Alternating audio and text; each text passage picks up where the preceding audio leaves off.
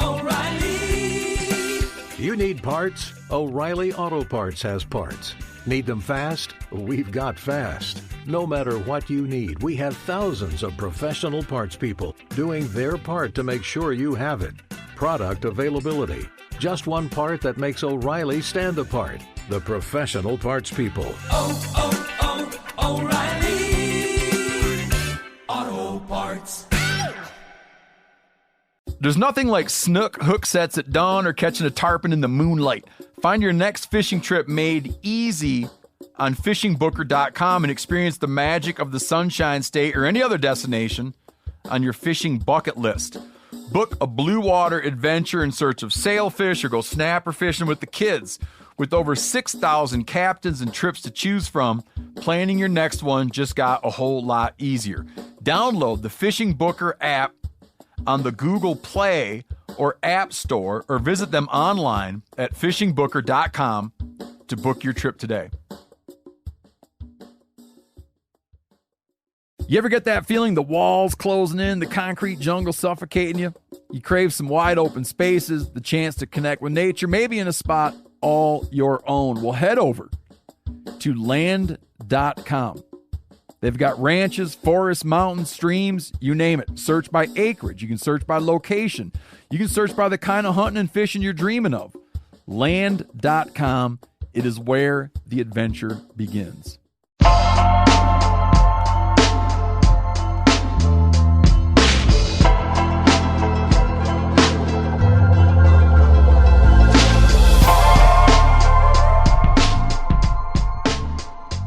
Welcome back to Gear Talk, everyone. Jordan here, and I've got Janis on with me, and we also have Garrett Long on. What's going on?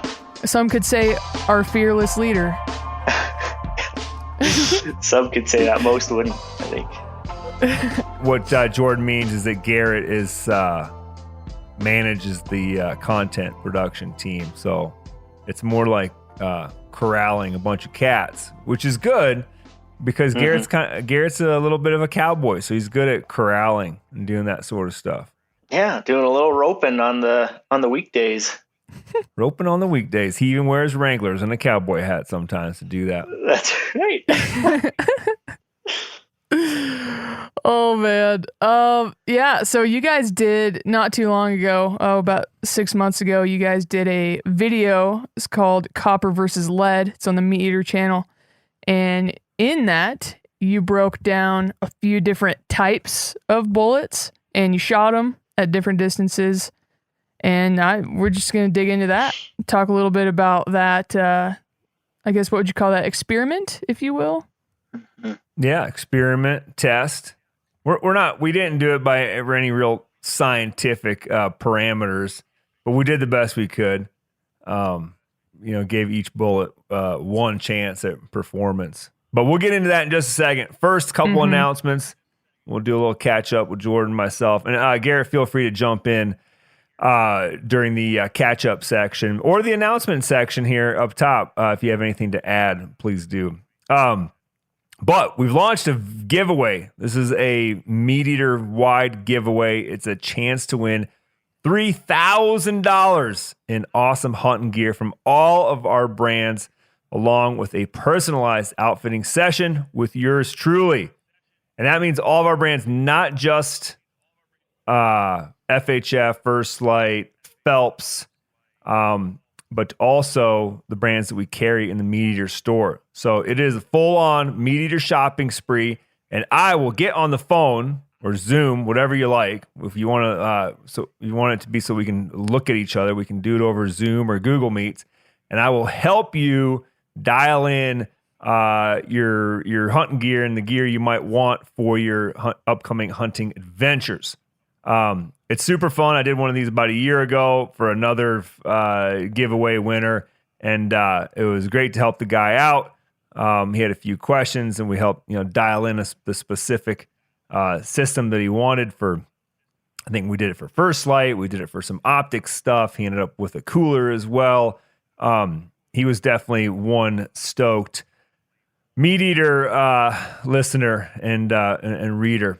So go to MeatEater.com. And I don't know. What do you got to type in, Garrett? Giveaway? I don't have that information here in front of me.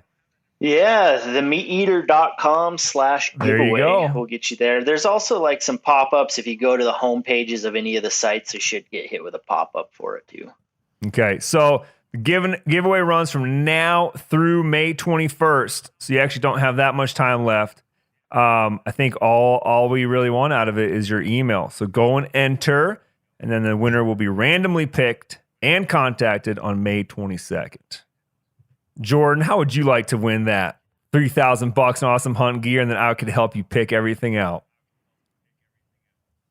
Yeah, that would be pretty sweet, especially if everything on the store. Like, there's going to be quite a selection on there.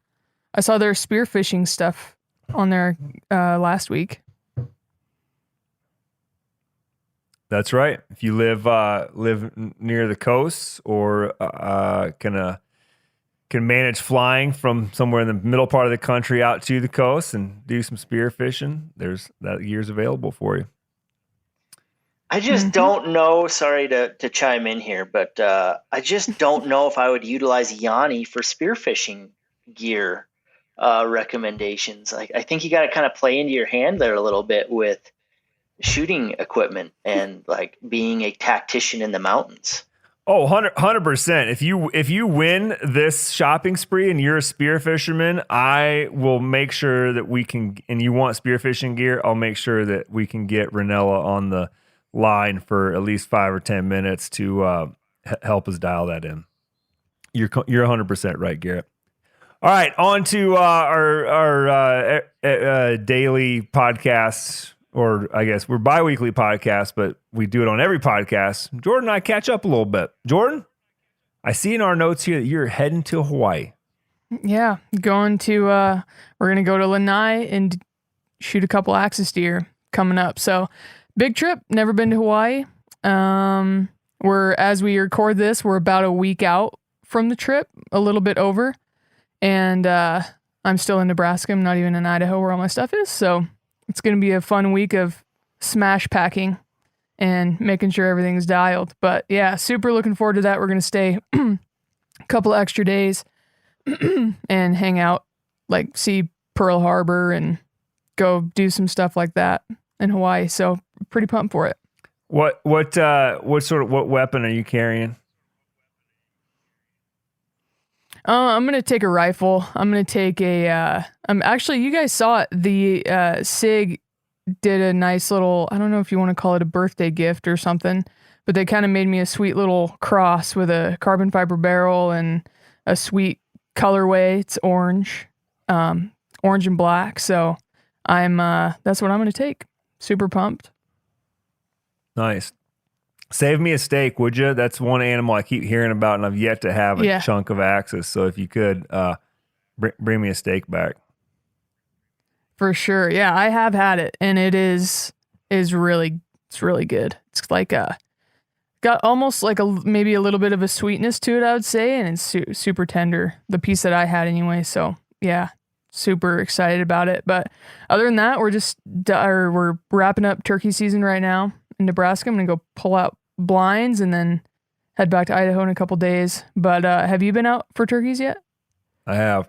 Or yeah, lately, you were just telling me before we started recording that the turkeys are really starting to go off and hammer, and you're done with clients, and you guys are, and we're done. You guys are pulling out at the height, the peak of gobbling.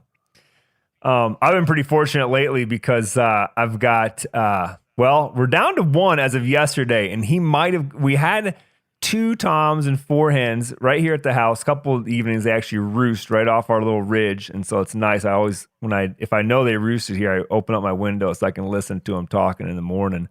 But yesterday driving home, I saw one strutting not far off the side of the road, and then when I was at the house 5 minutes later, I heard what I thought was a shotgun blast.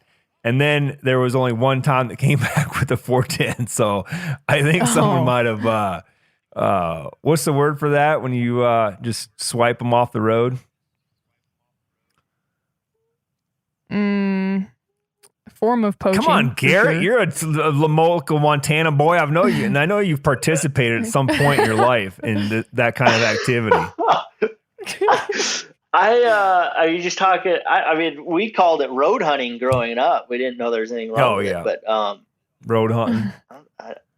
Yeah. All right, road hunting. Actually, Jordan, you've probably done it just as much as Garrett, because I know in Nebraska, at least it was when I hunted back there 10 years ago. As long as you're not on the county road, I believe, if you're on a Forest Service road, you can actually shoot out of your vehicle. Is that still true? I didn't think that it was public lands that you could do it on, but you can on private as long as your vehicle is stopped. It doesn't even have to be shut off or in park. At least the last time the game warden explained it to us. Yeah, but on private land, as long as you're stopped, you can shoot out of the vehicle. So, fun fact, I suppose. Unbelievable. I've told this story before, but I'll tell it again. Brody Henderson and I were there hunting one time, hunting public ground. And we had just stuffed a buck into the back of the truck. And we didn't want really anybody to see it because we didn't want to, kind of say, hey, this is a good spot to hunt. And right as we got the tailgate shut and cracked a beer, here comes a red Suburban down this bumpy dirt road, kind of down into this canyon that we were in. And I kid you not, every window had a gun barrel pointed out of it. Even the driver's window had a gun barrel pointed out of it. I thought, holy cow, here's something I've never seen before. They pull up, friendly as can be. Well, every single crotch, there was 4 crotches in this vehicle, 4 gun barrels, 4 crotches. Every crotch had I don't know if it was a Busch Light or what, but it was some sort of adult beverage, light beer in there. And that was their program. Rolling around, red Suburban, gun barrels out the window, Busch Lights. I don't condone that one bit, but it was eye-opening, to say the least. Yeah, I can imagine. All right, I have been doing some turkey hunting. Steve and I just did our annual TRCP raffle sweepstakes hunt in Michigan, and that's a hunt that we raffle off usually the raffle happens in April. So the raffle's already ended this year for next year's hunt, but next April 2024, you'll be able to apply, buy some raffle tickets, and then hopefully win and come and hunt with Steve and I in 2025. I know you really got to be thinking ahead for this, but that's how it goes. Everything's a year out. But we just hunted with they actually weren't the winners from last year. A friend of this guy won it. And it was interesting to me because this guy, I was like, well, why did he even apply if he didn't want to go on this hunt? And their answer was, well, he's into shooting sports, he's into fishing, and he's into conservation. And so he supports CRCP. And I thought, oh, all right, that's cool. And so when he won, he called up his buddy and said, hey, I just won this trip. I'm not going. I'm not interested in it. Do you want to go? And the guy was beside himself. And so we had 2 really awesome dudes from Illinois. They met us up in Michigan, and we had great hunting. I think within 3 days, we killed 5 gobblers, and that included a couple misses. It's a great place for a turkey hunt, great place to hang out, great place to make some new friends. So, yeah, Steve and I just got done with that. A few days prior to that, I rolled into Wisconsin first to do some habitat improvement / management on my Wisconsin property that I own with my dad. And holy cow, did we work? I worked. The old guys, they worked too, just not quite at the same rate and pace and length of day that I did. They're retired or partially retired, so they're not out there trying to bust their asses. But we put in Did they were they good at instructing at least, Yanni? They kind of help you out when you needed a little bit of advice. Totally, 100%. Like when we dug a little pond, and I rented the Mini X, and I've messed with the Mini X enough that I figured I could get this job done. Luckily, my neighbor from the north rolls in. He was just going to stop in and help, maybe run a saw or whatever. Well, he rolls in with his dad, who runs a cranberry bog and basically runs Mini X every single day. So after watching me, flounder for 5 or 10 minutes. He's like, what do you want done? And let me get in there, you know? And so in an hour, he got done what I would have at least taken me the whole day. And I don't even know if I would have finished, because it's awkward, you know? I mean, even though the controls are there and you just scoop and move and whatnot, and I can do it. It's just I'm doing it at 10% of the speed as which a seasoned pro does it. So yeah, and when we were doing that, everybody was watching. Everybody's giving advice on depth and width and yada yada. Should do's, yeah. What you should do is this. So I did, when he was done, I did get in and I just drove down through the woods a little ways and just dug my own hole, just so I could say that when I rented this Miniac, I dug a hole for no good reason. I'm just gonna see, maybe it'll collect some water. We'll see. And then I did learn the proper technique for moving. We cut a lot of trees and brush around this pond, and so instead of trying to pick it up and move it, I learned how to just push with the with the bucket and got a lot of that stuff moved out of the way. So besides that, I did a whole bunch of hack and squirt on the maples in our woods where we're getting ready to cut. And so basically that you're poisoning the maples so that when the oaks are cut, you don't have this crazy maple regeneration. We're going to have it anyways, but you're basically trying to give the oaks a better shot and less competition by doing that. The one thing that I put the most amount of effort and work was, we have a ridge top that I wanted to knock down some trees to let more sunlight to the ridge top. And I gotta say, it's a hard thing to do depending on how you were raised. But I definitely had more liberal parents and came up with, don't hurt trees, don't cut trees, don't use paper bags because you cut trees to use paper bags. Now I'm a paper bag user because those plastic bags are the devil's product. But it's a hard thing to do, just to go and cut trees down. What's that? Oh, I just said that idea is kind of flipped of the paper bags and plastic bags. Yeah, exactly.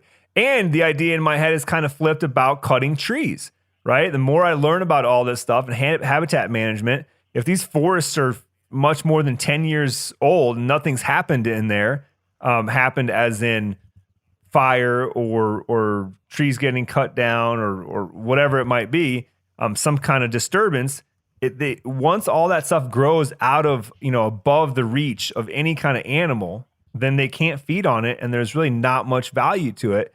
And it becomes what they call a closed canopy forest, which we have a lot of where I'm at in Wisconsin, but generally across the Midwest. It looks beautiful. You go in there, you can see 200-300 yards, big oaks and whatever. But if you start to look at the forest floor, there's nothing there. There's no cover. There's no food other than when the acorns drop for a month out of the year. But otherwise, there's no browse in there to eat. So anyways, plan was knock down a bunch of trees and get some sunlight to it. And holy cow, running a chainsaw for 3 straight days. I mean, I was not quite broken, but pretty close. Definitely walking around like an old guy.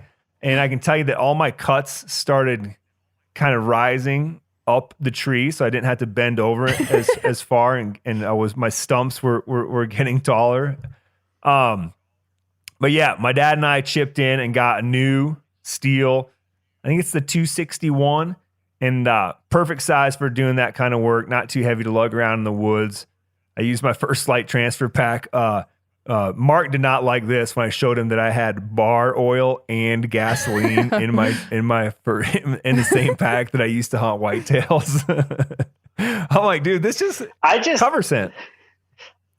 Yeah, I haven't heard of whitetails being spooked of bar oil yet or gasoline. I mean, they hang out next to the road all the time. What's the problem? Dude, I'm telling you, multiple people. I've been starting to make a lot of phone calls in that area to talk to other people that manage their land intensively like this. And multiple people have said that those deer hear that chainsaw and they are waiting 200 yards away for you to leave. And they're going to come in there and start feeding because they know that you're bringing down trees. They're going to first feed on the the tops of the trees, all the buds that are, you know, whatever, 80 feet out of reach for them. Now they're on the forest floor. They can feed on them. And then a week later, there's going to be new growth because of the sunlight that's now being allowed to hit the ridge top. And so as soon as I did this and kind of finished up, I put 3 cameras up on this ridge. And the first night, deer were in there using the trails that I'd created, or not trails, but these sort of kind of tunnels between all the stuff that I had dropped. And just like I said, feeding on the tops. And now, since I've been gone for a week, there's been more and more use. So far, it seems to be doing the trick. I gotta say, one thing I wish I would have done before I went to try to fell. I bet you I fell somewhere between, I don't know, 300 to 500 trees. Now, a lot of these are little little maples, you know, and just stuff that's small, right? A couple inches in diameter, all the way up to big jack pines and white pines that were, I don't know, not quite 2 feet probably. Well, a lot of trees went down. And I thought I knew, I'd been trained by a professional arborist on how to fell a tree, but I think I had forgotten just a couple of things, like especially about the angles of the wedge that you cut out to fell a tree. And instead of, so when I got home, I started doing some YouTubing on felling a tree and came upon an awesome website. It is called, not a website, YouTube channel called Guilty of Treason at Eastside Tree Works. Yeah. And man, these guys, I'm telling you, people must love trees getting felled because they've got quite the following. A lot of their videos have a lot of views, and they're absolute masters at what they do. And they've got a great video out there. What's it called? The World's Best Tree Felling Tutorial, 8 Ways to Fell a Tree. And they do 8 different types of cuts, which is basically you're going to cut out the wedge on one side of the tree, which is where it's going to fall. And then you have a back cut that, you know, releases the holding wood.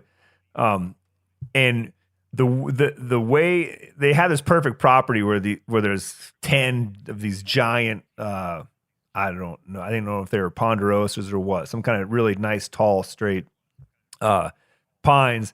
And so they do a different cut on each one. And I mean, they're giants, and some of them are even leaning towards this house, and they could easily land on the house. And they're like, oh yeah, just do this. And then, you know, make your hinge wood. It's fascinating, and they're pros. And I wish I would have watched it before I went into the woods and did this. So if you're thinking about going out and doing some timber stand improvement, highly recommend YouTube, Guilty of Treason, and watch what they teach about felling trees, because it's fascinating and very educational, and you'll be probably safer. I tell you one thing, you'll have less pinched saw blades.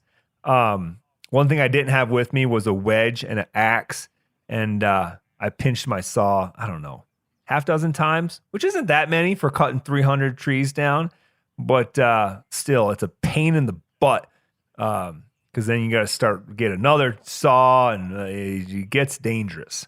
So, yeah, man, that's like always my biggest concern when I'm out trying to act like I know what I'm doing. When I like do something like that once every 3 years, is getting the saw stuck.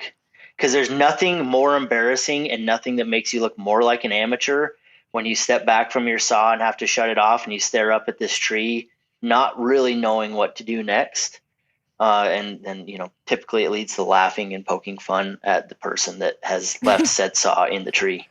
Oh, so, yeah, there's also a moment before you step away and look up at the tree where you just step away and put both your hands on the tree and think, oh, I'll just push it a little bit to push it. Yeah, I'll push it and then remove my saw, and then you realize that, oh no, these trees are heavy. Yeah, it makes total sense. So I'm making light of it now. Do you think my electric DeWalt is going to tackle that job? Well, actually, I was using it when I would pinch. I'm sure. My saw, I was getting my dad's little electric steel and then coming back and basically, you know, then felling the tree the way that it wanted to go and just leaving my saw pinched until I got rid of the tree. and then taking mine out. So yeah, it would take care of that. But the proper way would be, if you've got one of those leaners and it ain't going the way you want it to go, is you get some wedges and you start your cut, and then you basically back in the wedges come in behind your saw blade, and that pushes the tree over. So again, I'm no expert, but I did watch the YouTube video called The World's Best Tree Felling Tutorial. So go check it out.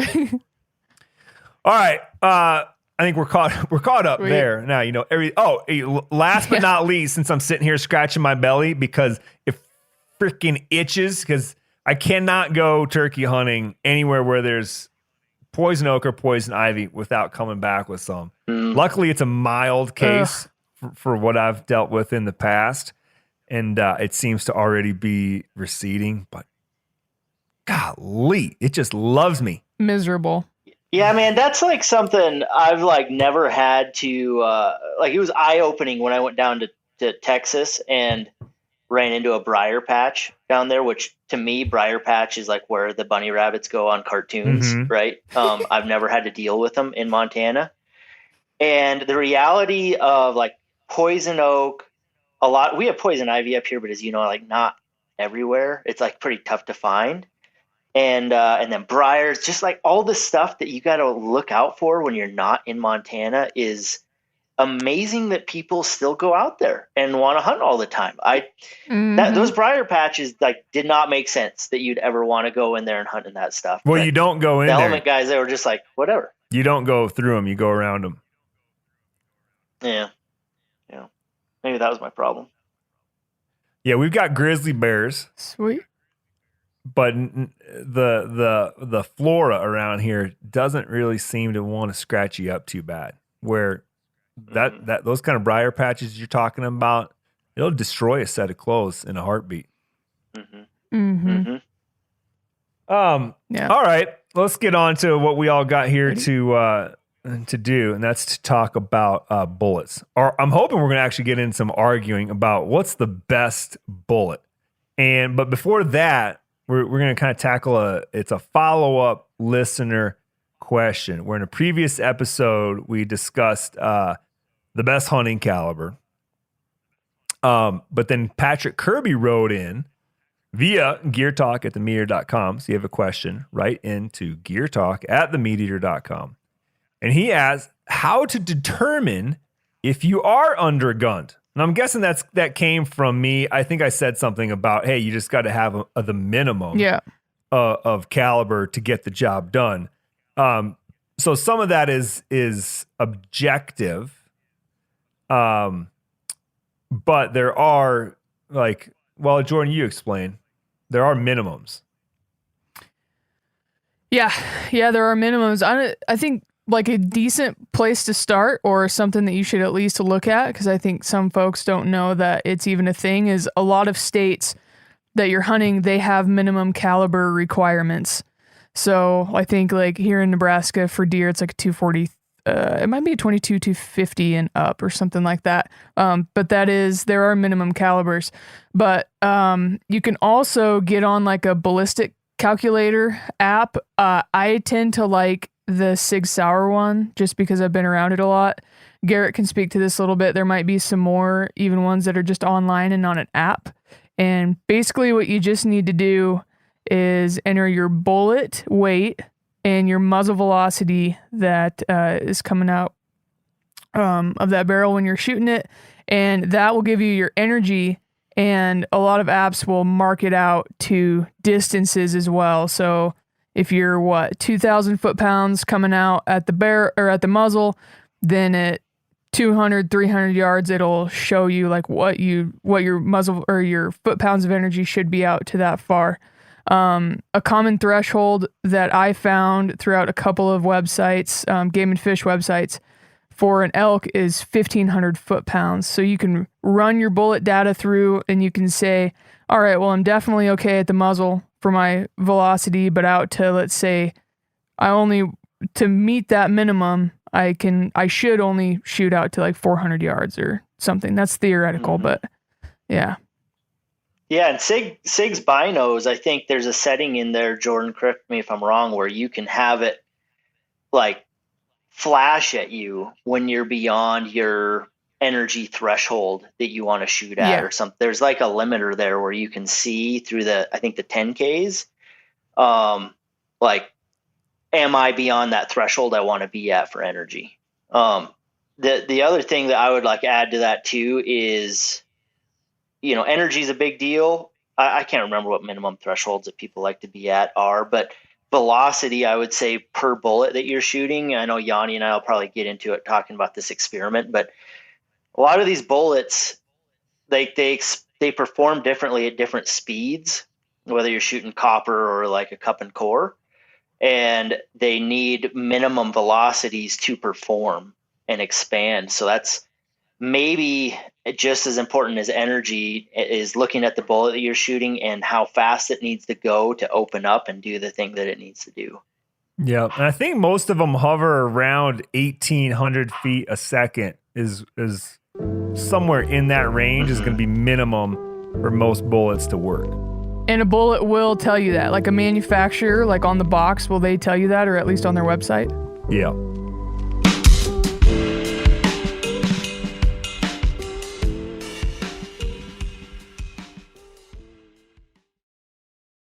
O'Reilly Auto Parts are in the business of keeping your car on the road. O'Reilly Auto Parts offer friendly, helpful service and the parts knowledge you need for all your maintenance and repairs. If you're confused about what part you need, like what wipers are going to be the best, what replacement headlights are going to be the best, go into O'Reilly and talk to the people that work there because they're great and they're super friendly and they'll get you squared away where you walk out knowing you got the right thing.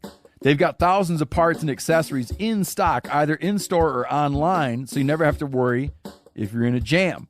Do you need your windshield wipers replaced? You need a brake light fixed? You need some quick service? They'll help you find the right part or point you to the nearest local repair shop for help.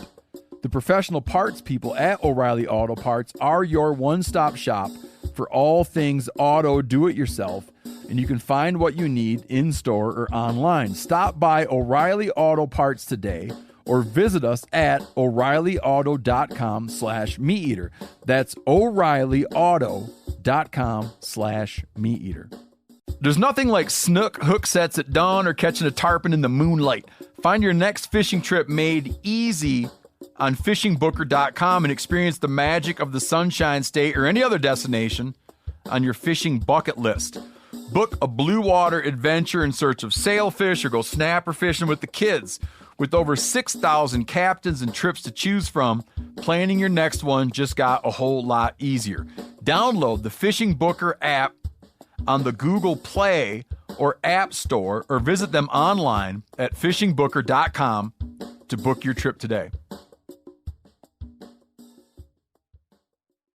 You ever get that feeling you're stuck inside staring at screens and a primal urge kicks in? You crave wide open spaces, fresh air, the chance to connect with the land. Well, maybe it's time to find your own piece of the wild, but searching for property can be a maze. That's where land.com comes in. They got millions of listings across the country, from mountain ranches to hidden fishing holes. Their search tools are like a seasoned guide helping you narrow down what you want. Land.com isn't just about buying and selling. It's about finding a place to hunt, fish, explore, or simply sit by a campfire and listen to the crickets. So head over to land.com today to turn one day into today, because trust me, there's nothing quite like the feeling of standing on your own piece of earth. All right, we are diving into the main section of this podcast with Garrett. We are going to talk about this video that you and Yanni did 6 months ago, talking about different types of bullets. Can you just give us a rundown of like what was the idea behind this copper versus lead video and why you wanted to do it? You want to tackle it, Garrett? Yeah, man. So Yanni and I were kind of talking about this for a while, but really where this stemmed from is we've seen ballistic gel tests done on like comparing bullets. Like you can type in ballistic gel test and get a lot of results. What we hadn't seen is testing the different types of bullets at variable ranges and through different mediums, meaning like a clear gel versus gel with bone in it.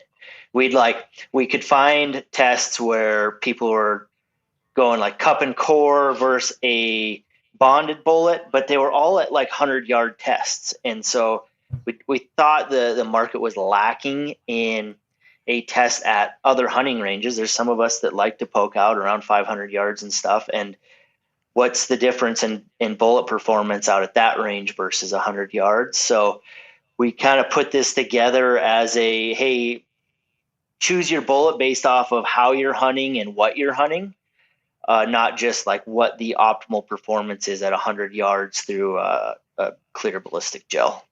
Can you explain, you talked about you guys use a copper bullet, a cup and core bullet, and a bonded lead bullet. Can you talk about those 3 different types of bullets and kind of what the idea is behind them? Yanni, you want me to hit that, or are you going to take that one? Yeah, we can tag team it for sure. Start off with your favorite, Garrett, the cup and core. We'll cut to the chase. I know what your favorite is. Well, but full disclosure, man, during that video, we have video proof of it. I was a huge bonded fan. Like that bullet expanded. It was just like, it was a picture perfect expansion every time at every range, from 500 yards out all the way into 100. It looked like a commercial for that bullet. It was exceptional. And through the gel, it was hard not to pick it as the winner. It was the most consistent. It created quite a lot of shock in the gel while, we weighed it afterwards, and we were getting like 99.9% weight retention when we consider lead bullets and environmental factors. That's a big deal too, as well as meat loss. So it was great. I've since changed my mind because of some of the intangibles that I don't think we captured in that gel test. And that's after a season of using bonded / I use like the ELDXs a lot this year, which is, it has a lot of bonded properties in terms of weight retention. I'd say it's like a better expanding or a more rapid expanding bonded bullet, but it still retains weight really well. And everything that got shot died. I want to preface that. They all died. They did not die in the way that I hoped that they would, or at the rate. And so I had this year, everything that I was testing bonded bullets with was out of a 6.5 PRC, and everything that got hit ran fast, and they might only go 50 yards, but they didn't have that classic stop in their tracks that when you're hunting some timber, if you don't have a lot of snow on the ground, like the things that I like to see in bullet performance. And then the only 2 animals that were killed with, in full disclosure, like straight up match ammo, like did the full on, hashtag dirt nap kind of thing, right? Where they were all at sub 500, but between 400 and 500 yards, like stopped right there. And that's what you get out of a rapid expansion or sometimes exploding cup and core bullet. All right. You got off track a little bit. It's match and what that means. Well, Yanni was going to course correct me here.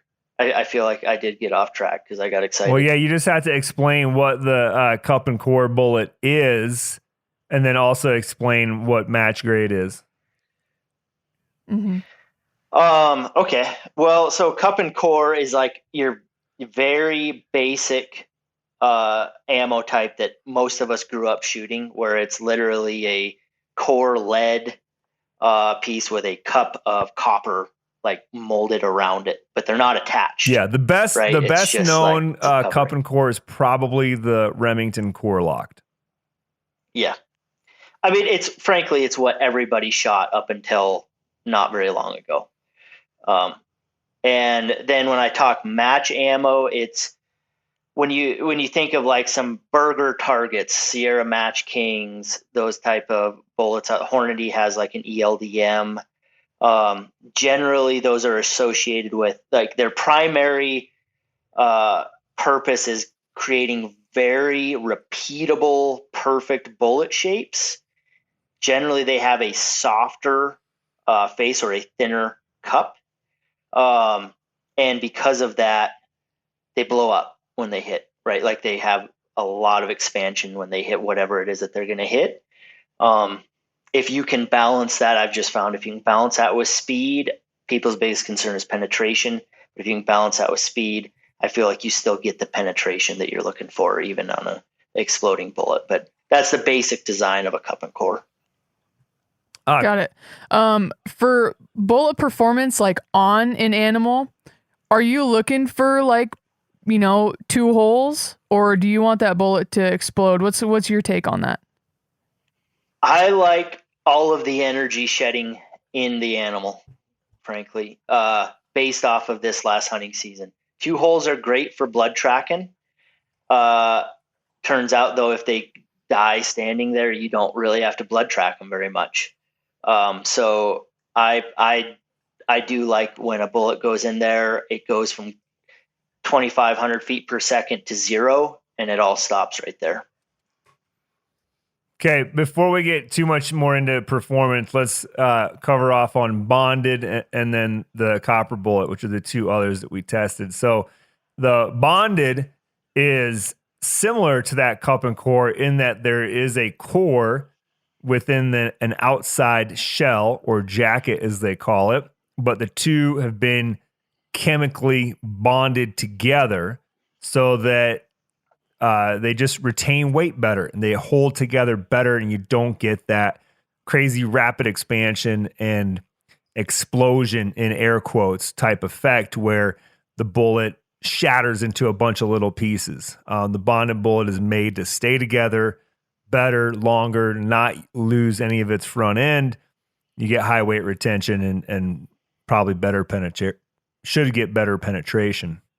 And then finally, the third one was the copper bullet, which some of them are not 100% copper. They call them, what's the term, Garrett, when it's like a blend, but it's a copper bullet? It's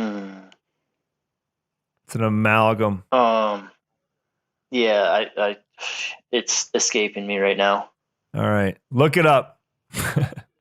But some of the all copper bullets are actually not 100% copper. They're blended with some other things. Barnes has been doing that long time. I'm not 100% sure on this, but I think that Barnes was doing that. The reasoning was because they felt like those all copper projectiles were better across a lot of different performance standards than other bullets, which is why they started making them. Then came along the, hey, let's not shoot lead deal. And so people were looking more for copper bullets, and they were in the right place at the right time.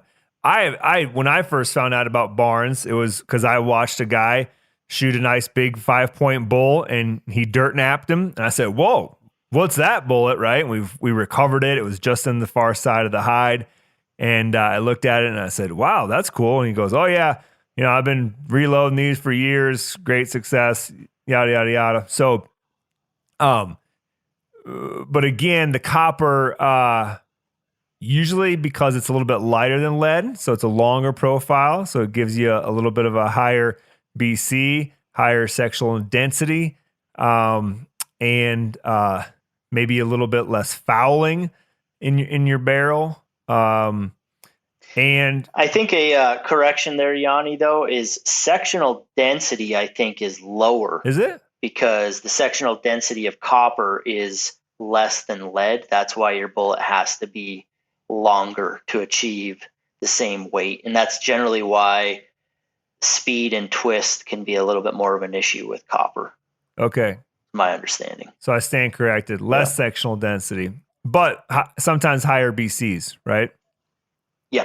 Yeah. And I think you're right too, that Barnes, I think, was like the iconic copper bullet that before the don't shoot lead kind of stuff started. I think they were mainly looking for penetration out at distance. Yep. Right? They needed a bullet that would stay together and punch through an elk shoulder, at 500 yards. Well, I think at any, I mean, that was because they were probably making those before they were making bonded bullets even. And so I think they just needed, at any distance, they needed a bullet that had super high structural integrity. And whether it's an elk or if you're going to Africa to shoot some big game, that a lot of this bullet discussion can be around, or it can be sort of guided by, what are you going to be shooting it at, and then at what range you're going to be shooting it at, because no one's going to go shoot a cup and core bullet at a dangerous game animal. I can tell you that much. Right. Yep. Maybe a thin-skinned cat, but I would expect they wouldn't mess around with that thing either, with that bullet. So anyways, there's the three different types. Those are three different types that we tested. I don't know, Jordan, do you want to go into, like what we actually, did in the test and what we saw in the test? Yeah, I mean, I think that would be super helpful, and maybe, we can cliff note it just a little bit, but I think, going through the test and how you guys did it would be super beneficial. Sure. Well, Garrett, you pretty much explained what the test was, but just to recap quickly, 500, 300, and I think 150 yards-ish was the last distance. We shot 6.5 Creedmoor. Let me see. The three that we tested was 120 grain Federal Trophy Copper, 135 grain Federal Burger Hybrid Hunter, which was the cup and core, and then the 130 grain Federal Terminal Ascent, which was the bonded bullet. And we had each one. We shot at two different gels at each of those distances. One gel with no scapula in it, and then one gel with a deer scapula in it. Going into it, I thought that we would see the crazy, like short range within the gel destruction from the cup and core. And then we would see, better penetration, longer penetration with the other two bullets. That's sort of what I was expecting. And I didn't think that it was going to change too much whether you hit the scapula or not. What do you think, Garrett? Yeah, going into it, I thought the scapula would actually change it a lot, right? Like I thought at 500 yards we would see the cup and core struggle with penetration, and that it would perform the best at kind of like that mid-range, and that at longer distance we would see the copper really outperform the others because of the penetration factor. Like it would just we would see like the results of a copper or even the bonded bullet getting that penetration at range regardless of scapula or not. Yeah, I think too it's the fact that it was only a deer scapula, which is just if you've ever actually if you've butchered your own deer and taken apart a deer's shoulder, that deer scapula weighs, I don't know, 4 to 6, maybe 4 to 8 ounces. I mean, I doubt it weighs a half a pound. I mean, it's a pretty light, small bone. Sure, it's a little bit harder than, say, gel or meat, but it's definitely not an elk scapula or a moose scapula, right? Right.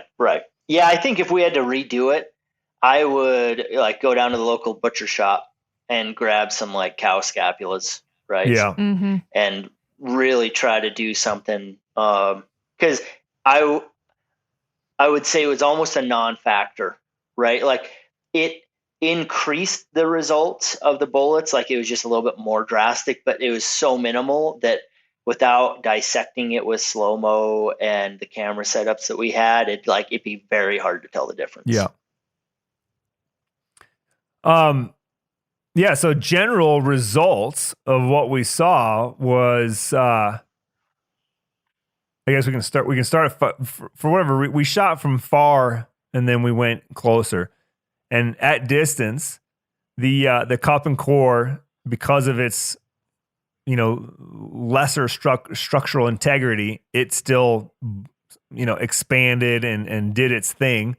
at that distance, while the bonded and the copper did a little bit less. The bonded still mushroomed pretty dang good, and the copper was at that distance you would say, yeah, like that's not the best. Yeah. You know, like I'm sure it would still kill an animal, but it's just the hole's not as big, the petals weren't as big, so you're just not getting that, the spinning giant petals going through the animal. When those petals open up off that bullet. I think that would be the one time where you'd say, yeah, I don't know if that copper was perfect for that. Like I said, it still probably kill the animal, but it just didn't have enough energy. Yeah, I mean, shot placement is king, but I would tell folks to go look at that video. That copper bullet at the 500-yard distance, it looked like it was just wearing a little hat, right? Like those petals barely trimmed back. The cup and core, it actually didn't do as much as I thought it would at 500, but that if you watch that video, the tip of that bullet ripped off and it created like a ton of yaw in it. So it still ended up almost like tumbling through the gel, which when you watch the slow-mo still created like that, whether you want to call it hydrostatic shock or whatever, it's created like a lot of shock waves through the gel just from that bullet tumbling. But I would say the prettiest one out of the 500-yard was definitely the bonded. I was surprised how well it expanded. Yeah. Yeah, it did the trick. And again, not too much difference, between scapula and no scapula. Like you said, it caused the bullets to do a little bit more expanding, but not that much. And then distance wise, I can't remember as far as actual penetration at that distance, I'm guessing the bond and the copper still outperformed the cup and core, right? As far as just straight penetration goes. Yeah, I think they just barely made it out of that 18-inch block into the secondary block. And then I think the cup and core, if I remember right, stopped well, it actually, in one of the videos you can see it, I think it barely came out of the gel at a point where it laid down next to it, like the on the plywood, behind it. It just barely poked out and flopped down. Right. So it stopped there. Something we didn't get to talk about in the video with the bonded bullet, it performed really well. Man, it was hard to hit that little block with that bonded bullet. I just don't think that I saw the consistency in terms of accuracy out of that. Now, all guns shoot bullets differently, but I do know bondeds are typically, they're less accurate because of that chemical process creating inconsistencies. So for whatever it's worth, it was the one that I was most nervous about hitting, really like a minute of angle size target. And not even a minute of angle, because that scapula, right, Yanni, was 3.5 inches, 4 inches across, right? And we were trying to center punch it. That made me the most nervous, considering the heat that we were dealing with, trying to get stuff going before wind. It was tough with that bonded bullet. Yeah. All right, moving into 300 yards. What do we see, Garrett? About the same. Yeah, I'd say it was just more of it, right? The copper bullet, instead of just having a little hat on top of it, seemed to peel back a little more. I was still disappointed in it, man. I still felt like I would have liked to seen copper expand more than what it did. The bonded expanded as it did at 500, just even more so. And then I think that's where we did start seeing that cup and core come apart more. Yeah. So I think it was similar results comparing them to each other. It was just more drastic bullet to bullet. Yeah, and definitely the scapula seemed to take more energy and almost explode. And a lot of times we had the scapula actually fragments of it leaving the gel when those bullets would hit. It would kind of blow it out of there. Yeah, it's something to note on that too, that we saw at all the ranges, but I think 300 was the best example. Both the copper and bonded expanded fast, man. If you remember right, the cup and core kind of left this like little tiny hole in the scapula and then came apart almost after that. Yep.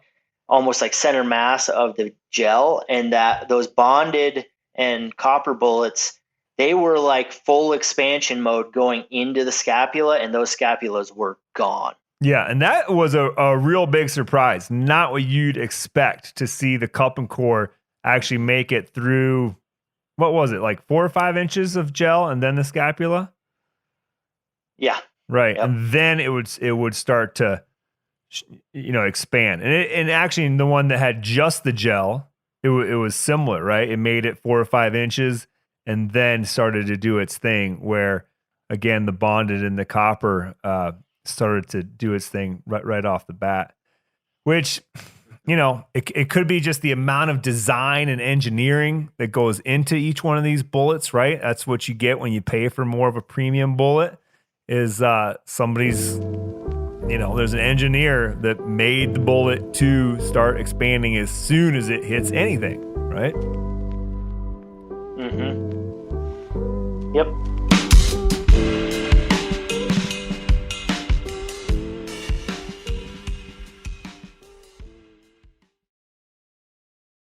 O'Reilly Auto Parts are in the business of keeping your car on the road. O'Reilly Auto Parts offer friendly, helpful service and the parts knowledge you need for all your maintenance and repairs. If you're confused about what part you need, like what wipers are going to be the best, what replacement headlights are going to be the best, go into O'Reilly and talk to the people that work there because they're great and they're super friendly and they'll get you squared away where you walk out knowing you got the right thing. They've got thousands of parts and accessories in stock, either in-store or online, so you never have to worry if you're in a jam. Do you need your windshield wipers replaced? You need a brake light fixed? You need some quick service? They'll help you find the right part or point you to the nearest local repair shop for help. The professional parts people at O'Reilly Auto Parts are your one-stop shop for all things auto do-it-yourself, and you can find what you need in-store or online. Stop by O'Reilly Auto Parts today or visit us at O'ReillyAuto.com/MeatEater. That's O'ReillyAuto.com/MeatEater. There's nothing like snook hook sets at dawn or catching a tarpon in the moonlight. Find your next fishing trip made easy on fishingbooker.com and experience the magic of the Sunshine State or any other destination on your fishing bucket list. Book a blue water adventure in search of sailfish or go snapper fishing with the kids. With over 6,000 captains and trips to choose from, planning your next one just got a whole lot easier. Download the Fishing Booker app on the Google Play or App Store or visit them online at fishingbooker.com to book your trip today. You ever get that feeling you're stuck inside staring at screens and a primal urge kicks in? You crave wide open spaces, fresh air, the chance to connect with the land. Well, maybe it's time to find your own piece of the wild, but searching for property can be a maze. That's where land.com comes in. They got millions of listings across the country, from mountain ranches to hidden fishing holes. Their search tools are like a seasoned guide helping you narrow down what you want. Land.com isn't just about buying and selling. It's about finding a place to hunt, fish, explore, or simply sit by a campfire and listen to the crickets. So head over to land.com today to turn one day into today, because trust me, there's nothing quite like the feeling of standing on your own piece of earth. Garrett, have you heard on those cup and core bullets that are like the burger? At closer distances, I would say within 300, that folks will just get like 2 pinholes through the animal, especially if they don't hit a bone. I've heard that. I haven't witnessed it personally. I've shot a lot of critters or witnessed it with a lot of critters with a burger, and I've never once seen them pinhole. And I think as Yanni brings up this kind of 140-yard shot, something I was going to point out, across the spectrum, we saw nearly the same amount of penetration from these bullets at 100, 300, and 500 yards. It was just that they were expanding more, so they couldn't go as far, but they had more speed, and it's almost like they just balanced out perfectly. Like Cup and core almost always stayed in the first gel block, regardless of 500 or 140 or 110, whatever it was, Yanni. And I think the same was said for copper and bonded. They all had like the same amount of penetration. It's just that since they expanded more at the shorter distances, it had a harder time pushing through the gel. Got it. Yeah, if anything, Jordan, I've heard, and I actually remember it was a Nosler AccuBond out of a 300 Weatherby. I'm guessing it was a 180. It might have been a 200 grainer, but a buddy of mine shot an elk at, it was 40 or 50 yards, close for that gun. And you would think that it would just bowl that thing over, right? It killed him. I can't remember exactly what the shot placement was. This was 20 years ago. He probably shot him right behind the shoulder, but that bullet could not take that extreme amount of energy, speed, velocity at that short distance. Because I'm guessing it was coming out of there. I don't know. What'd you guess? 300 Weatherby, 180 grainer, Garrett. I mean, that's 31. 3,000, 2950. Yeah, I was going to say 31 even. Like it's cooking. Yeah. And that bullet did not go through, didn't go to the far side. It went in halfway and it expanded like crazy and sort of came apart like a cup and core. But the bull ran off and died, right, 50 yards later. Now, I'm sure if he would have shot it right in the shoulder, probably would have dirt napped it right there. Again, depends on where you shoot him. But it seems to me like at those super close ranges at super hot speeds that instead of pencil holding, you're going to see more of the opposite, where the bullet, it just hits with such speed that the structure can't take it, and it blows up versus pinholing through. Mm-hmm. Yep. But let's talk a little bit about that, Garrett, because I want to come back to your last fall hunting season and all the match grade cup and core killing that you did. What was the shot placement, and what were you aiming for, and then what ended up being a shot placement, and did you try different ones? Yeah, so I did some killing with match grade cup and core, but that's mostly what I've shot in the past. This year I spent more time on bonded or ELDXs. Again, like there's going to be some gun nerds out there that are going to be like, bonded and ELDXs are different. They kind of go after the same traits though, in terms of trying to like that weight retention type bullet. On the match grade ammo, it was all like very typical behind the shoulder type shot placements. I've never been like a real big shoulder, like high shoulder shooter. I know there's guys that like to go for that kind of classic stop in their tracks, highlight reel shot. But I mean, I've got video of, and I sent this video, I think, to both of you guys, but that mule deer I shot this year with a 6.5 Creedmoor at 525 yards with 130 grain cup and core burger.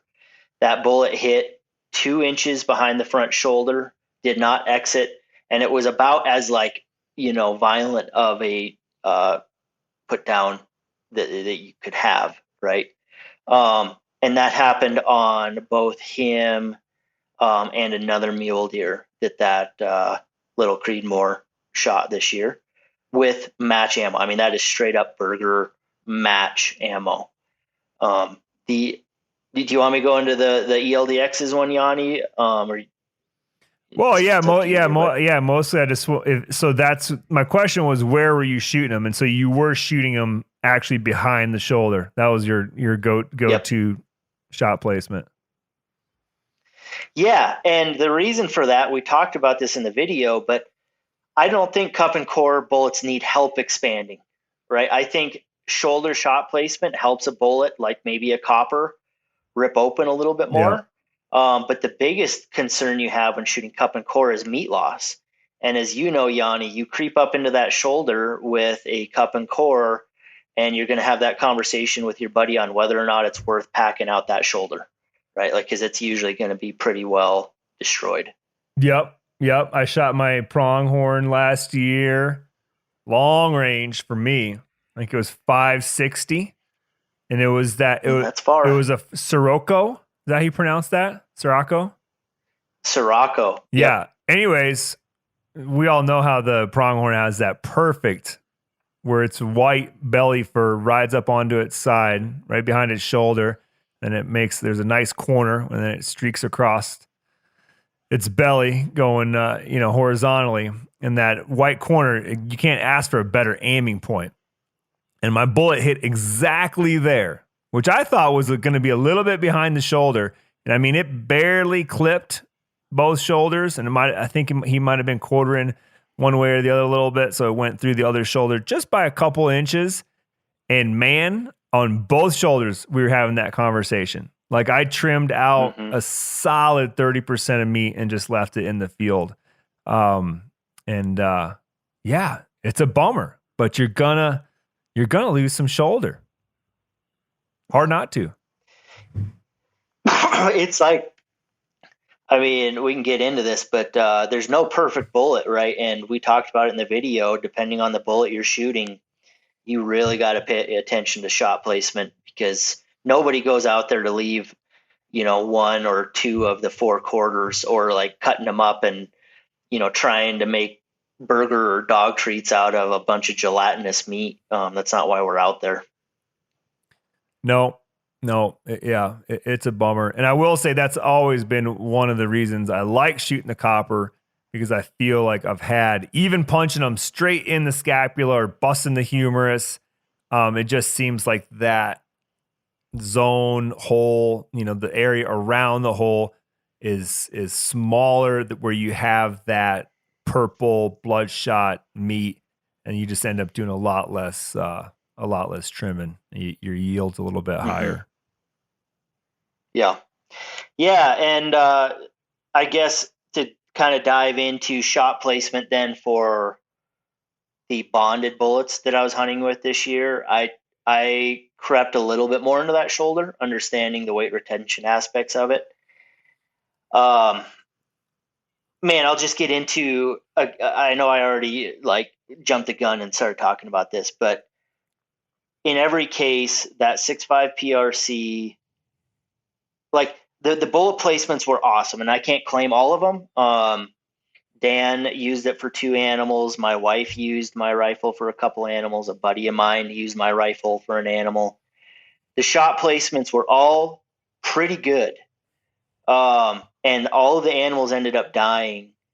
They just all ran off a ways. And not like I got hit by a bullet and now I'm going to run, but just like look at your buddy and go, did you hit it? And in one case, I think what scared, and I know this is one data point, but what had me transition over to the cup and core again was a friend of mine with my PRC shot a cow elk, not extreme range. I think she was at right around 425 or something. There's, for that gun and bullet setup is very achievable. When he shot her, that cow immediately went behind a tree to where we couldn't see her anymore. We waited a long time. Which bullet was this? For hunting, a long time. This was the ELDX. She went behind a tree. We could tell she was standing, but the other cows were just kind of staring at her, right? Didn't know what to do. I think it was the lead cow. Waited long enough where I told my buddy, listen, I've got an elk tag as well. Give me my rifle. I'm going to shoot another elk. And then it should get them to come out onto that hillside. We're shooting suppressed, and at that range, they didn't really know where the shot came from, things like that. And I was like, that other elk is going to come out. I'll hand you back the rifle. And, if you hit her, we literally didn't know at that point. But if you hit her, you'll at least, regardless, be able to take a follow-up shot. So I did, shot a cow. Typical thing. She took off running, right? And my buddy kind of yells. He's like, I don't know if you hit it. And he was on glass when I shot. She ended up running about 50 yards and toppled over. At that point, the cow that he originally shot handed him back the rifle, came running out, and I yelled to him, "There's a blood spot on the top of that cow elk's shoulder." And he could see it through the scope, the first one that he shot. Shot her, and that one was perfect placement behind the shoulder, about halfway up. I mean, it was just like right where you want to be. The way that she went down, though, we didn't know where that bullet placement was. It looked like kind of like a high, like backbone type shot. The way that she fell down, we all know, like that kind of classic, like ass first, leg, kind of thing. So we hustled. I'm like, I think you hit her high. Let's get up there. Got up there, and she was dead. When we started gutting her out, pulling back hide, two things that were strange to me. One, that first bullet was where, like, if you were an archery hunter, everybody gets nervous, right? It's in that kind of high shoulder void. However, the back was broke, but it wasn't from the second bullet. And the only way we can figure it is that when he hit her with that second bullet, that spine must have already been fractured or compromised a little bit. And then the shock of that second bullet hitting, like, broke it all the way. Right. But it didn't on that first shot. And we were talking about it on the mountain, and we both, like, in my opinion, if that first shot would have been a cup and core, that elk would have went straight down. Even if it would have just been a spine, like high spine shot, I think it would have blown up enough where it would have created terminal damage. What if he had crept too far forward and punched the humerus or the bottom of the scapula? You think then that with a cup and core, it'll go right down? I still think it would have created enough damage that it would have stopped it. Right. And I think that was my biggest complaint on the bonded and ELDXs, is that regardless of where they got hit, it seemed like they just took off and they didn't present any other follow-up opportunities. And I think, like, look, we always want to have perfect shot placement, but if you've been hunting long enough, everyone agrees it doesn't always happen. Mm-hmm. And I think that a cup and core would have at least created enough shock inside that critter where it would have just stopped there. Interesting. Yeah, because I still get a little bit nervous about that cup and core, that, even if you did it 10 times in a row, right, and it blows up, it stops them, they don't go anywhere. What if it blows up and you have that crazy blow up where it just all goes diagonally back towards the liver, right? And into the guts, right? Then you're going to have the same results as you did with the bonded back there. Yeah, I mean, I think we all agreed in that video that cup and core was less predictable. Yeah. Than the bonded and copper. Like, bonded and copper kept a pretty straight line. Yeah. The only predictable thing about cup and core is it generally created a lot of damage and shock within the gel. And what was reassuring as I went back and watched that video through hunting season is, the amount of yaw, or whatever you want to call it, from that cup and core coming apart, not in a very concentric way, like it kind of just went all over the place. It still got decent amount of penetration regardless of distance. Because it came apart more or less depending on the distance. And so we were still seeing, 18 inches of penetration is more than enough to hit the stuff that we need to hit. Yeah, we'll have to do it again and shoot it through a little bit heavier duty medium. Yeah, agreed. Yeah, I think, like, the hide, I would love to do it again with the hide on the front. To start the expansion process a little earlier. I would like to see what a cup and core does there versus a bonded, and then a thicker, like, plan. Like, let's look at worst case scenarios, Yanni, and do like a big cow scapula or humerus, right? Like, we're trying to shoot through massive bone, because I haven't witnessed it. I've heard about it. I've never witnessed a cup and core exploding on the outside of a scapula, but we've all heard about it, right? Where, like, zero penetration catastrophic to the hunter anyways, just like nothing bad getting hit, like as far as vitals. Yeah. Jordan, you ever had any major like misses or failures from bullets of any kind on big game? Man, the only thing that really, I hit a bull one time with a burger with a 140. It's just a 140 burger, I'm pretty sure. Just so everybody's clear, that burger 140 is which style of bullet? Cup and core. Okay. Yep. So yeah, it was I was shooting 6.5 284.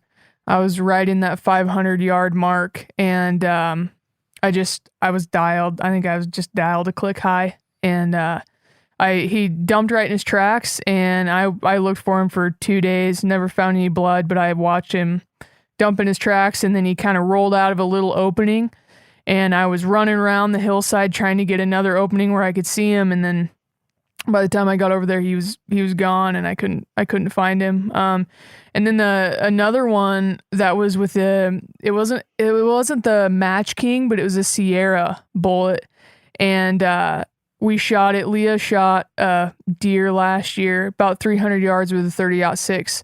And the weirdest thing happened, man. She hit him perfect, like behind the shoulder, midway up, like you were saying, right where you want to be.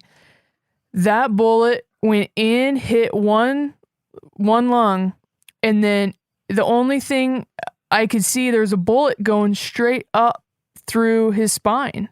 Like the bullet hit something and deflected straight up. And so we got one lung and a spine, and it dropped him, and he rolled down the hill out of sight. Well, we go over to him.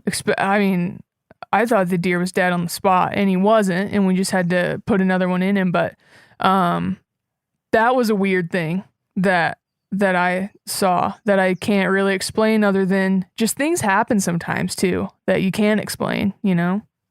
Mm-hmm. Another thing too, we'll have to test because it definitely brings it up when you have this conversation, because so many of us like to shoot these lighter calibers. They're more pleasurable to shoot, and we think they get the job done. But you got to wonder, hey, if I had a 30 caliber Magnum, would all of these animals that Garrett saw, run off 50 yards and still die? Would those have just dirt napped with that same shot placement if it was the same bullet but in a 30 caliber Magnum, and they would have been moving whatever 200-300 feet faster a second? Maybe. Yeah, I think I thought about that a lot this year, especially since one of my hunting buddies the whole time was ragging on me for shooting a 6.5 anything. But what I fall back to, Yanni, was the year before that I used my little SIG Cross, because it was my competition rifle, right? And I was so comfortable with it that I used it for everything. It killed everything except for my moose 2 years ago. So mountain goat, multiple elk, multiple deer, multiple antelope, right? All of them did what I would hope would happen when a bullet hits them, right? Like they pretty much didn't take another step. Maybe they took a couple steps, but like very labored. And so when I went to a 6.5 PRC, same diameter, but we all know that the velocity and energy differences in a PRC versus a Creedmoor. No, we don't. I was okay. A PRC is a faster, right? Like when you break it down, it's a faster 6.5 bullet coming out of the tube, right? So we know we can create more energy, more rapid expansion. I think you can go onto any forum if you want a good afternoon, type in elk hunting with a 6.5 Creedmoor and watch folks yell at each other for a long time. 6.5 PRC is considered a little bit more of your like big game hunting cartridge, or people are more comfortable with it. I was expecting to see more drastic results in the Creedmoor because of that. But by changing the bullets that I was shooting, I saw less drastic kills than I saw with my Creedmoor. So that begs the question, Yanni, I mean, what are you shooting? This fall, this year, I'm going to shoot the 7 Mickey Mouse for the first time ever. The reason that I call it the seven Ooh. Mickey Mouse, it's a 7mm Remington Magnum is the actual name of the cartridge. But it was said to be so in our elk camp when I was coming up in, I think I started guiding in 2000, 99 or 2000. And it was just known. Like if a guy showed up with a 7mm Rem Mag, everybody was like, I don't want to guide him. That elk's going to get away. That elk's going to get away. I mean, it was just known. And it was pure coincidence that there had been, more failures with that gun than others. And the guides there were just anti the 7mm. So they called it the 7 Mickey Mouse because it just wasn't enough gun, right? Everybody wanted to be, if in that camp at that time, if the client said, hey, I'm going to buy a new rifle, all the guys would have said, well, come with a 300 Weatherby with 180 grainers or 200 grainers loaded for it. That was like the preferred elk rifle. And you can't argue with it. It's great. But I feel like these days, so I had never, ever messed with a 7mm.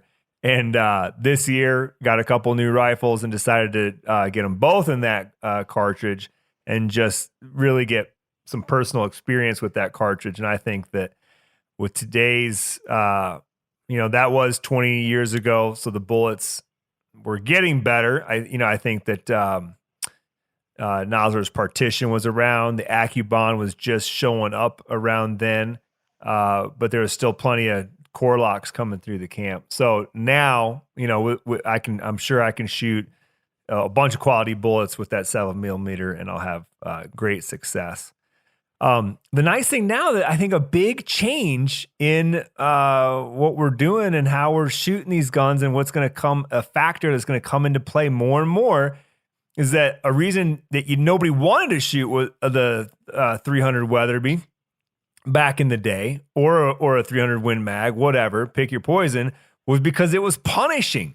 Nobody wanted to sit at the bench and dial it in. And then, half the people wound up with scope marks between their eyes when they did shoot an elk with it.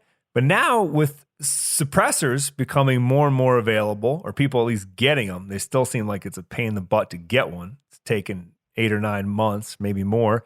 But it's a completely different experience now to shoot a Magnum rifle when you can suppress it. And it's not, it just doesn't beat you up anymore. So why not pound them if you're not pounding yourself? That's what I say. Yeah, I feel like your listener question at the beginning of this of like the perfect caliber or what speed do I need to shoot?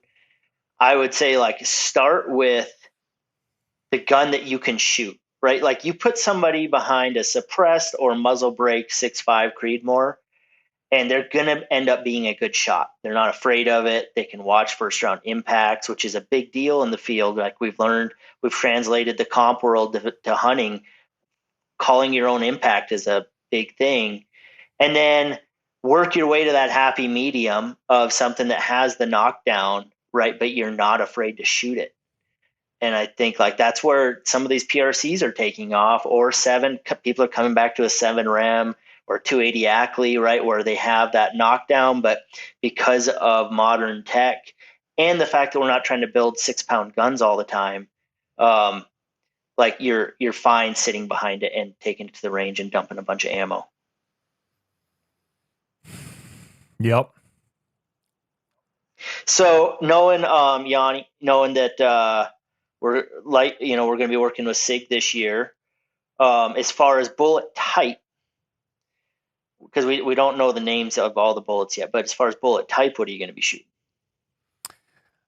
Well, we did hear through the grapevine that there's a strong possibility that they're going to be loading up some barns under the SIG brand. So I will probably shoot that as well as whatever their bonded bullet is. So anything but what I'm shooting.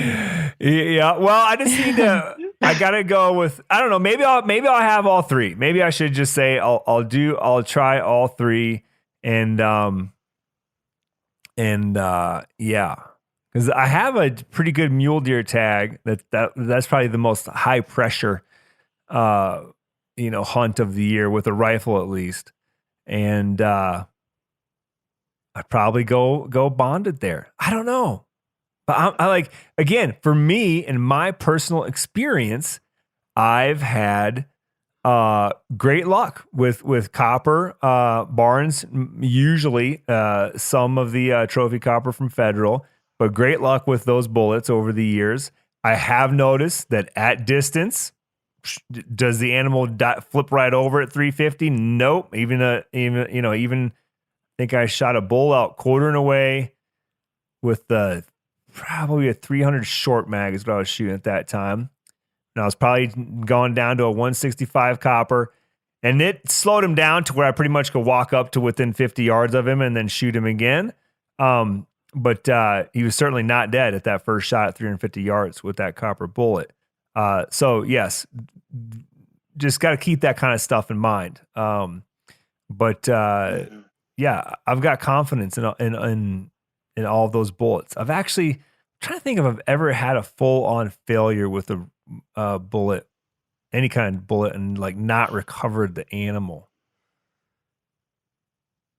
One doesn't come to mind. I feel unless like I've missed. It's rare. Yeah. Yeah, I feel like that's rare, man. Like they stick out in our minds because they're always like the biggest elk or deer you've ever seen in your life. But I think it's especially today, like it's pretty rare. And I think that like I saw your post the other day. I think you're doing it right on testing accuracy out of your gun too. Cause I think like that should maybe be one of the first steps in choosing your bullet is what does your gun like? Like there's realities on when you get into tangent and secant, like bullet shapes, right? And like, what does your gun want to shoot? We all know like the burger match stuff that like the classic, I think it's the secant, like the burger shaped bullet is more susceptible to seating depth issues and accuracy issues. However, it's usually higher BCs. And if you're reloading, you can get a lot of accuracy out of them. But if you're buying ammo off the shelf, that like tangent style bullet, like out of the box is usually going to do pretty dang good. But like starting with the accuracy and what your gun likes, and then if it's all things the same, then start playing around with the type of bullet you're going to shoot. Yeah, exactly. Because as we've discussed, we're kind of beating a dead horse at this point, but even if I just had three different types but one is shooting an inch and the other ones are shooting 2 inch, I'm probably going to go with the one that's shooting the inch because I'm just going to be confident with that when I pull the trigger, the bullet's going right where I'm aiming. Mm-hmm. And you said earlier, shot placement is king. Yeah. Yeah, they're all going to kill it if you double lung an elk, right? Yeah. It's going to die. Yeah. And I'm, just speaking of shot placement, I am definitely not. The more and more I did those videos with the ranch fairy where we dissected the nilgai and the hogs. And man, the more you do that kind of stuff, you realize how far forward those vitals are. And when you actually go, say you look at that crease of the shoulder and then say, oh, I'm going to shoot 2 ribs back or 3 ribs back. Man, on a lot of animals, you are clipping the back of the lungs on that shot. You are not center punching the lungs if you're 2 or 3 ribs back. I don't think so. Right. So I agree with that. When I'm teaching now, my oldest is going to try to kill her first deer this year. It's going to be straight up the leg. Obviously, this is perfectly broadside. It changes if it's quartering away or 2, but if it's perfectly broadside, it's going to be straight up the leg. I'm going to literally have her use, line up your vertical crosshair with that front leg and then go center mass with the horizontal crosshair. But I'd rather punch that shoulder, and I have a confidence, again, in if I'm shooting, the 2 types of bullets I like to shoot, that's going to go right through there and get the job done. I just feel like creeping back there, you're I don't know, kind of asking for it. Yeah, you're on the spectrum for sure. I think for that bullet placement, I only get to come on your podcast. Well, this is the first time, so I have a lot of agenda items. Please. But I would say like as far as that bullet placement goes, like there's a couple things I would stress. You hit it, and I'm just gonna say it again. Like finding a bullet that your gun likes. But when you're testing ammo, a couple things that people should really consider is standard deviation in that ammo in terms of velocity, right? So if you have access to a chronograph of some kind, whether it's a lab radar or what's the one that hooks on the end of your barrel, is it mag speed or something like that? Yeah, but you better explain. That the standard deviation thing. Yeah, so basically, what standard deviation is like looking at how much variation there is in your speed from bullet or from cartridge to cartridge, right? So if I grab a box of ammo, what's that range? And you're going to hear people tell you like different tolerances, or the other way to look at it is extreme spread, but what they think is good or not. I would say like a standard deviation sub, some people will say sub 20. I'd say like sub 15 is okay.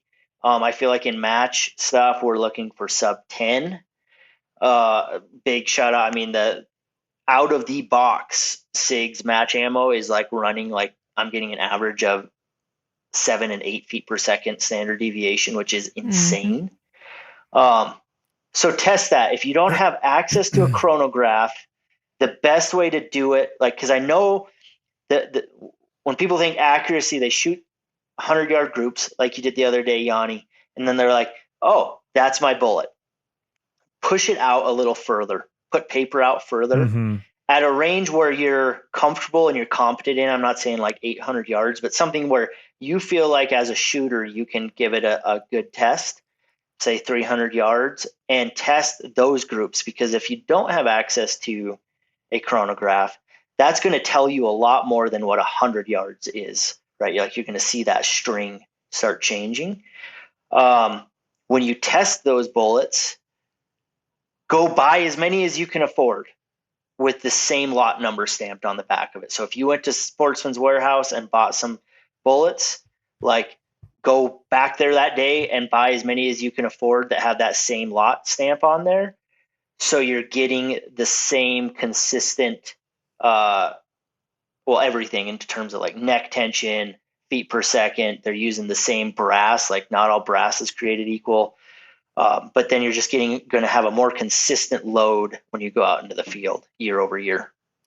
Do you feel like there's a minimum distance where kind of all this stuff that you just said, starting with, anything beyond just shooting a nice 3-shot group at 100 yards, like if I'm like, well, you know what, Garrett, I only shoot 300 yards completely max because just that's where I hunt. I just don't shoot, or the gun that I'm using, it won't perform past that. Like, would you say, you know what, then don't worry about that if that's it? Or is there like a minimum distance where you'd say, hey, if you're going to shoot this far or farther, then you should start worrying about this stuff?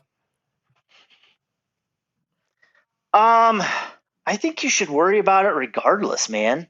But at whatever you like, we've done this drill before, Yanni. Whatever you think your max range is, right? Start testing those group size. Like you're not going to see a huge change in placement with standard deviations inside 300 yards, right? Like you're going to hit a pie plate size thing or, the vitals inside 300 yards. But it's still like we've harped on shot placement so much. Like let's say that you, because of ammo choice, you've got a gun that is shooting a 2-minute group at range, right? Like at 300 yards. So that's a 6-inch group, which most people would be like, oh, that's the lungs of a deer. All right, but now you have a little bit of wind, or you misranged it a little bit, right? Or the environmentals are a little different. Like, and all of a sudden that starts to expand outside of a perfect medium. You're hunting, your heart rate is up. Like, I think even if you're shooting inside 300 yards, you should pay attention to be like the most lethal you can on shot placement, because there's so many external factors. Yep, that's a very, very good point. I would add to that it's not going to hurt you to go shoot some more. Like that's one benefit of messing around with all this stuff. Even if you end up in the exact same place you're at right now with the same load, same bullet, same whatever, if you go on this journey and shoot a couple hundred rounds between now and hunting season and mess around with different stuff, try it. That time on your rifle, on your trigger, it's going to be nothing but beneficial. And too many of us we put so much time into shooting our bows all the time, and then we're like, we'll just pick up the rifle and go crack something. Well, that's a stupid way to look at it, man. A lot of opportunities are missed because people don't put enough effort into practicing with their rifles. Yeah, and man, I'd say like a gamer thing to do for folks that are buying ammo off the shelf. This like shout out to my buddy Benny Cooley who gave me insight into this. I can't do it on the match side of things because I, say that I'm shooting factory ammo. But if you're a hunter, buy that ammo. If you have access to a reloading press, bump it by 1,000th. Throw all your ammo through your reloading press and bump it by 1,000th. And what you're going to avoid, and sometimes what is like the worst case for extreme spread in velocities, is getting what's called a cold weld, right? And if that ammo is sat around for any period of time, there's likelihood that a couple of those projectiles sitting in the case for that long has created a cold weld. So you're going to have a pressure spike, and that's where you like sometimes when you're shooting factory ammo, you'll have like one that hits 80 feet per second more than all the others. And then it kind of settles back down. That's usually a cold weld. So even if you have a buddy that just likes to reload, or you have a reloading press yourself, find that lot that works well with your gun, bring it all in and bump it by 1,000th before going out into the field. And you're likely going to see a drastic improvement in accuracy and extreme spread and velocities. Yeah. Just talking about the standard deviation, Garrett was talking about a post that I made on the old Instagram. That's Janis_Patelis, where we tested through that 7 Mickey Mouse. We tested the Barnes. I think it wasn't a Barnes. I think it was just a Federal Trophy Copper, wasn't it, Garrett? Yeah. These are all Federal loaded rounds. One was their trophy bonded, and one was the AccuBond loaded in there. And the trophy bonded had the highest standard deviation of 23 feet.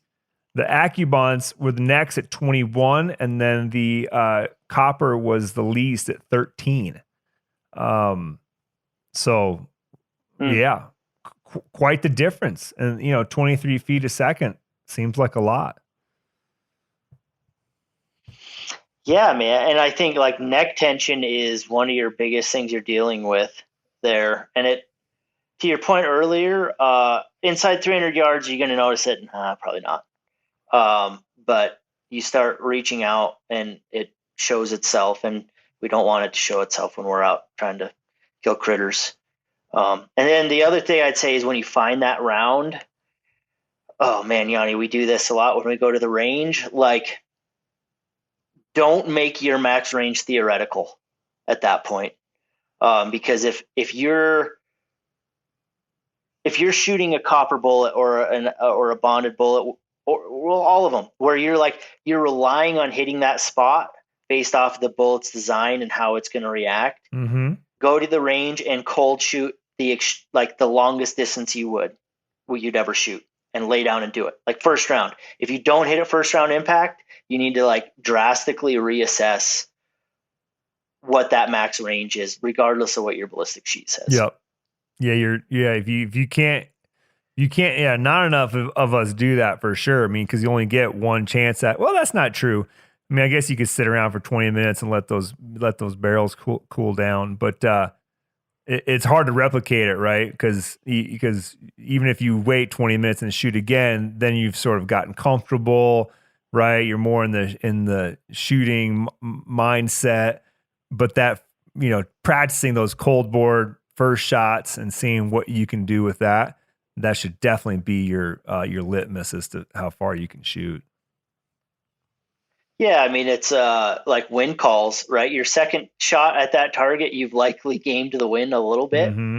Or you understand this last match we went through, there was a stage I was happy to see we got to lay down and shoot targets because usually through NRL Hunter, like you're doing a lot of tripod off rocks and stuff, and came around the corner running up the hill for this stage and got to lay down. There was 4 targets out there between I'd say like 550 and 400 yards. I missed all of them but one. And I thought that I would at that point become the world's worst shooter. I watched my friend Benny Cooley shoot after that, who is a great shooter. He did the exact same thing. And it's a reset for you, right? Because we had very variable winds going through there. The heat was picking up. It was pushing up the hillside. And you had I got to watch a series of, half a dozen really good shooters come in there and miss a 400-yard target repeatedly because we couldn't get the environmentals dialed in even after missing shots next to that steel. So I think it's a reset on you're shooting across 3 canyons or a couple coulees when you're in the field and you have a 10 mile an hour, 10 o'clock wind. It changes the game a lot. Yeah, a whole bunch. All right. Anything we didn't cover off on that you still want to plug in that you have on your little agenda sheet, Garrett? No, man, that was about, I was going to talk a little bit about like bullet selection in terms of the different types of ogives, but I feel like that could be like a totally different podcast. Yeah, we can save ogives and secants for another episode. Yeah. All right. Well, thanks for listening, everybody. I hope it was educational to you and entertaining as well. Don't forget, sign up for a chance to win $3,000 in awesome hunting gear, and I'll help you pick it out. If you're the winner, ends May 21st. If you're the winner, you'll find out May 22nd. Send your questions to geartalk@themeateater.com. You can always DM Jordan and I on our respective Instagram handles. Although I tell you, it's a lot harder for me. I only get in there once a week, so don't expect a quick reply there. I prefer geartalk@themeateater.com. Jordan, anything else you want to add? No, man. This was great. I really enjoyed it. Thanks for hopping on, Garrett. Yeah, thank you. We'll check in after the fall and see how everybody's performance, how their bullets performed this fall again. Sound good? Yeah, I love it.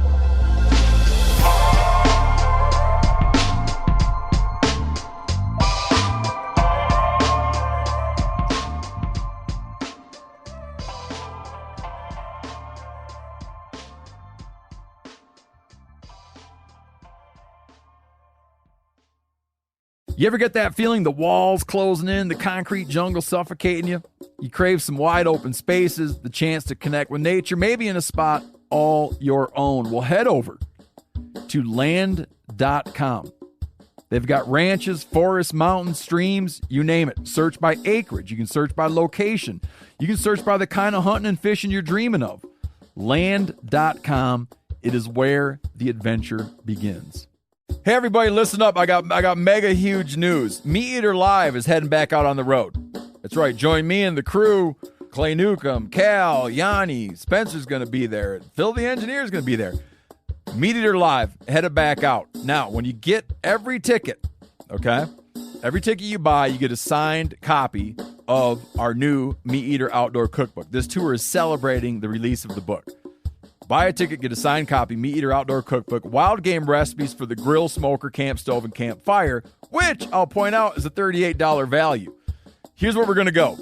April 23rd, the Mesa Arts Center in Mesa, Arizona. April 24, the Balboa Theater in San Diego. April 25, the Grove in Anaheim, California. April 27, the Crest Theater in Sacramento. April 29, the Union in Salt Lake City. April 30, the Egyptian in Boise. May 1, the Wilma Theater in Missoula. May 2, the Bing Crosby Theater in Spokane, Washington. May 4, Revolution Hall in Portland, Oregon. And May 5, the last day of the tour, Pantages Theater in Tacoma, Washington. For tickets and more information, visit the events page at themeateater.com. Hope to see you at the show.